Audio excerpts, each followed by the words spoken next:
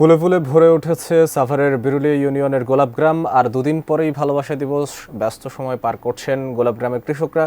সাভার থেকে বিস্তারিত জানাচ্ছেন কামরুজ্জামান। কামরুজ্জামান, এই ফেব্রুয়ারি মাস জুড়েই বেশ কয়েকটি উৎসব রয়েছে। তো সাভারের বিরুলিয়া গ্রামের ফুল চাষিদের ব্যস্ততা কেমন দেখছেন? ধন্যবাদ মাহমুদ। আমি এই মুহূর্তে রয়েছি একদম সাভারের যে গোলাপ গ্রামের ঠিক ফুলের মাঝেই, কিন্তু আমি বাগানের মধ্যে রয়েছি এই মুহূর্তে।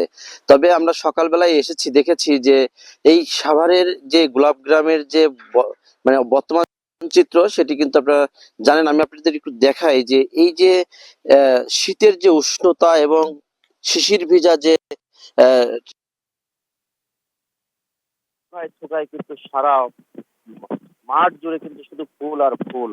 তবে বিশ্ব ভালোবাসা দিবস 21শে ফেব্রুয়ারি ও 26শে মার্চ এই তিনটি দিবসকে ঘিরে কিন্তু সাভারের গোলাপ চাষীদের মুখে কিন্তু এখন হাসি, এবং তারা কিন্তু খুব ব্যস্ত সময় পার করছে।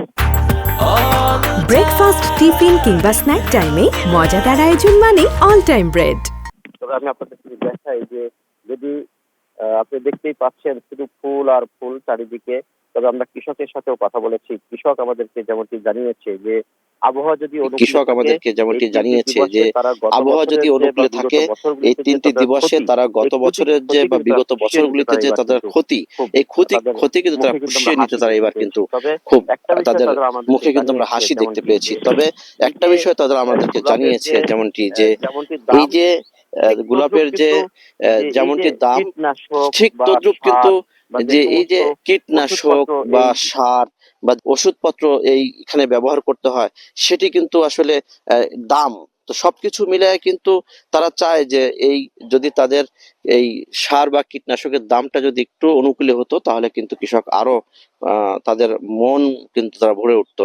তবে আপনারা দেখতেই পাচ্ছেন যে প্রতিটি ফুলের মধ্যে কিন্তু শিশির ভেজা রয়েছে।